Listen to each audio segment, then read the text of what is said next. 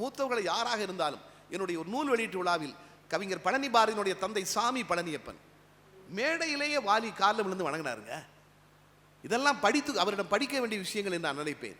அது மட்டும் இல்லை, கண்ணதாசனை பற்றி அவர் ஒரு கவிதை எழுதியிருக்கிறார். வாலி யாருமே நினைத்து பார்க்க முடியாது. கிருஷ்ண பக்தன் என்கிற புத்தகத்தில் கண்ணதாசனுடைய அம்மா கண்ணதாசனை தாளாட்டுவதாக வாலி ஒரு கவிதை எழுதியிருக்கிறார். அதாவது உள்ளன்பு இல்லை என்றால் அப்படி கவிதை எழுதவே முடியாது. அதுதான் உண்மை. அவர் வாலி எழுதியிருக்கிறார் அந்த கவிதையில், பண்ணுறங்கும் நாவழகா. கண்ணதாச அம்மா கண்ணதாசனை தாளாட்டுறாராம். பண்ணுறங்கும் நாவழகா, பனி உறங்கும் பூவழகா, சேர சோழ பாண்டியரு சேர்ந்து வந்த மூவழகா. இந்த வரிகளை பாருங்க. பண்ணுறங்கும் நாவழகா, பனி உறங்கும் பூவழகா, சேர சோழ பாண்டியரு சேர்ந்து வந்த மூவழகா, வீணையில பாட்டெழுப்பும் வாணி எந்தன் பிள்ளை என ஏனையில படுத்திருக்க. செட்டி நாட்டில் தொட்டில ஏனை என்று சொல்கிறார்கள். வீணையில பாட்டெழுப்பும் வாணி எந்தன் பிள்ளை என ஏனையில படுத்திருக்க என்னதவம் புரிஞ்சேனோ, இப்பிறப்பில் என் வயிற்றில் இப்படி ஓர் மகன் பிறக்க எப்பிறப்பில் நேர்ந்துக்கிட்டு எங்கெல்லாம் திரிஞ்சேனோ, சாகரத்தில் எடுக்காம சங்கமத்தில் எடுத்த முத்தே, சாகரத்தில் எடுக்காம சங்கமத்தில் எடுத்த முத்தே, மேகமழை கொடுக்காம தேகமழை கொடுத்த முத்தே, நல்முத்தை பழிக்கும்படி சொல்முத்து, நல்முத்தை பழிக்கும்படி பல்முத்து முளைச்சவனே, பல்முத்து முளைக்கு முன்னே சொல்முத்து முளைச்சவனே, சொன்னாலும் புரியாம தன்னாலும் தெரியாம அன்னாட உன் தகப்பன் அந்தியில விளக்கு வச்சா சீட்டாலே தொலைச்சு புட்ட சில்லறைய. கண்ணதாசனுடைய அப்பா சீட்டு விளையாடியே சொத்துக்களை இழந்துட்டாரான். சீட்டாலே தொலைச்சு புட்ட சில்லறைய திரும்பவும் பாட்டாலே சம்பாதி, நீ பாரதியில் செம்பாதி. பஞ்சான காலுதச்சு பனிக்குடம் கிழிஞ்சுதையா, பிஞ்சான கையணைச்சு பால் குடம் அழிஞ்சுதையா, தாய்ப்பாலே நான் தருவன் தலைப்பாலே மறைச்சபடி, தமிழ்ப்பாலே வள்ளுவன் தான் தருவான் நீ வாங்கி குடி. ஏம்பாட்டு இந்நாளில் ஒன்றை மட்டும் உறங்க வைக்கும், ஓம்பாட்டு பின்னாளில் ஊரு மொத்தம் கிறங்க வைக்கும். ஏழுக்கு பின்னால எட்டாக பிறந்தவனே, ஏழுக்கு பின்னால எட்டாக பிறந்தவனே, கூழுக்கு பாடாம கொள்கைக்கு பாட்டெழுது என்று பாடியிருக்கிறார். நினைத்து பாருங்கள்,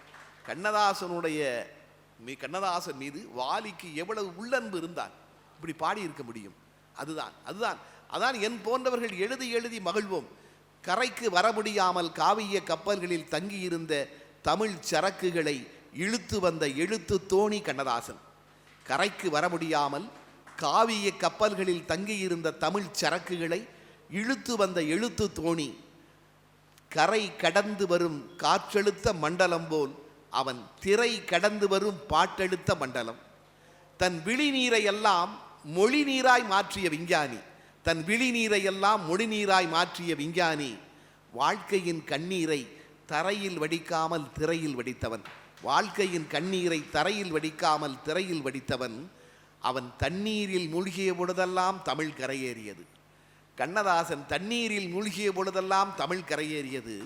சாத்தப்பனுக்கு மகனாய் பிறந்தான். தந்தை பெயர் சாத்தப்பன். சாத்தப்பனுக்கு மகனாய் பிறந்தான். ஆனால் அவன்தான் திரைப்பாடல்களின் எல்லா வாசல்களையும் திறந்தான். திரைப்பாடல்களின் எல்லா வாசல்களையும் திறந்தான். செட்டி நாட்டில் அத்துணை பேரும் ஆளுக்கு கடன் கொடுத்தார்கள். அவன் மட்டும்தான் தாளுக்கு கடன் கொடுத்தான். அவன் மட்டும்தான் தாளுக்கு கொடுத்தான். எனக்கு தெரிந்து கண்ணதாசன் தான் கிராமத்தாரெல்லாம் நேசித்த நகரத்தார்.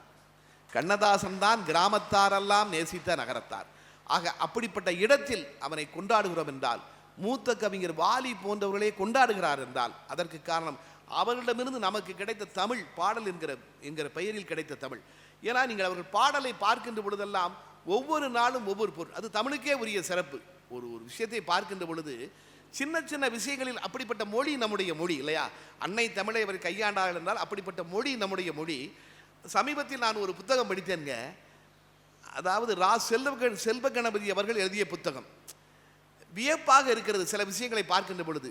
அதாவது 2 திருக்குறளை சொல்கிறார். அந்த திருக்குறளுக்கு பொருள் சொல்லும்போது கூட யாருமே இப்படி பொருள் சொல்லவில்லையே என்று நமக்கு நினைக்க தோன்றுகிறது. அவர் சொல்கிறார், யான் நோக்கும் காலை நிலம் நோக்கும், நோக்காக்கால் தான் நோக்கி மெல்ல நகும். இந்த குறள் எல்லாருக்கும் தெரியும். கண்ணதாசன் எழுதியிருக்கிறார், உன்னை நான் பார்க்கும்போது மண்ணை நீ பார்க்கின்றாயே.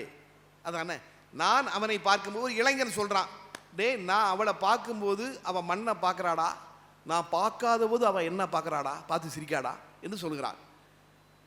இப்போ செல்வ கணபதி அந்த புத்தகத்தில் ஒரு கேள்வி கேட்குறாரு, நீ பார்க்கும்போது அவன் மண்ணை பார்க்குறா, ஓகே, நீ தான் அவளை பார்க்கலையே, அப்புறம் எப்படி உனக்கு தெரியும் அவள் பார்க்குறான்னு? நியாயமான கேள்வி, சரியான கேள்வி. ஆனால் சொன்னது வள்ளுவன் அல்லவா? அப்போ அந்த குறளில் ஏதோ ஒரு சூட்சுமம் இருக்கிறது அவர் எழுதுகிறார். இந்த குறளில் அப்போ ஏதோ ஒரு சூட்சுமம் இருக்கிறது. என்ன என்ன இப்போ நம்ம இப்போ நான் இப்போ பார்க்குறேன், இந்த சபையை பார்க்குறேன், எனக்கு எல்லோரும் தெரியுது. நான் ஐயா தாரை சிற்பன்ஸுடைய அதிபர் வணக்கத்திற்குரிய ஐயா குமாரவேல் ஐயா பட்டும் பார்க்குறேன்னு வைங்க, அவர் மட்டும்தான் எனக்கு தெரிவார். அதற்கு பெயர் பார்த்தல் இல்லையா, நோக்குதலாம். நோக்குதல்னா அது மட்டும்தான் கண்ணு தெரியும், வேற எதுவும் தெரியாதான். அதனால்தான் கம்பன் அண்ணலும் நோக்கினாள் அவளும் நோக்கினாள்னு சொன்னானான். அண்ணனும் பார்த்தான் அவனும் பார்த்தான்னு சொல்லலையா. பார்த்தல் என்பது வேறு, நோக்குதல் என்பது வேறு என்று சொல்கிறார். அதுலேயும் பாருங்க, மூவா மட்டும் நோக்குதல்னா உரை எழுதுறாரு. அவர் பார்த்தல்ங்கிற வார்த்தையை பயன்படுத்தலை அந்த குறள் உரை எழுதும்போது கூட. அவள் நோக்காத போதுன்னு தான் போட்டிருக்காரு, மற்றவங்கெல்லாம் பார்த்தல்னு சொல்றாங்க. அதே மாதிரி இன்னொரு திருக்குறள், பயன்தூக்கார் செய்த உதவி நயன்தூக்கின் நன்மை கடலின் பெரிது. இதுக்கு நீங்க எந்த பொருளையும் எடுத்து பாருங்க. புலியூர் கேசிகன் என்ன இருக்கிறார்? புலியூர் கேசிகன், எதிர்பாராமல் செய்யக்கூடிய உதவி என்பது கடலின் அளவை விட பெரியது. ஆனால் செல்வ கணபதி சொல்றாரு, இல்லை, அதுக்கு பொருள் அது கிடையாது. வள்ளுவர் அளவை வைத்து சொல்லவில்லை. அதில் விளக்கம் எழுதுறாரு. என்ன, கடலை கடல்கிட்ட எந்த உதவி கேட்கு? சூரியன் கேட்கு, உன் தண்ணியை கொடுன்னு கேட்கு. சூரியனுக்கு தண்ணியை கொடுக்குது கடல். அப்போ கடல் நினைக்குமா, இந்த தண்ணி மேலே போகுது, போய் மேகமாக மாறும், மறுபடியும் அது மழையாக பொழிஞ்சு ஆறாக மறுபடியும் நம்மகிட்ட தானே வரும் அப்படின்னு இந்த கடல் எதிர்பார்த்து தான் அந்த உதவியை கொடுக்குது. வீட்டில் ஒரு பிச்சைக்காரன் வரான், அம்மாட்ட பிச்சை கேட்குறான். அம்மா ஒரு இட்லியோ தோசையோ போடுறாங்க.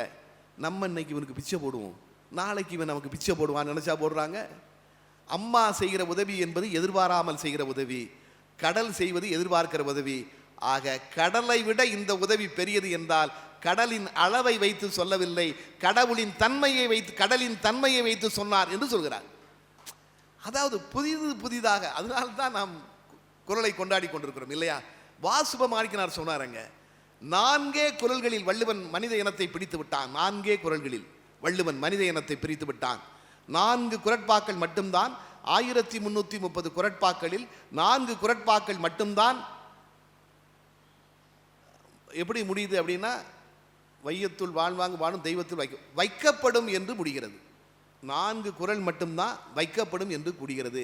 அந்த 4 குறள்களில் மனித இனத்தை வள்ளுவன் பிரித்து விட்டான் என்று சொல்கிறார். ஆச்சரியமாக இருக்கிறது.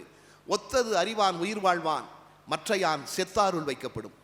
முதல்ல சொல்றானா, சில பேரை இறந்தவங்கிறாராம் வள்ளுவர், இவன் உயிரோடு இருக்கிற ஆளே கிடையாடா, இவெல்லாம் செத்தவன் சொல்றாராம். அடுத்து சொல்றாரு, உலகத்தார் உண்டென்பது இல் என்பான், வையத்துள் அலகையா வைக்கப்படும்.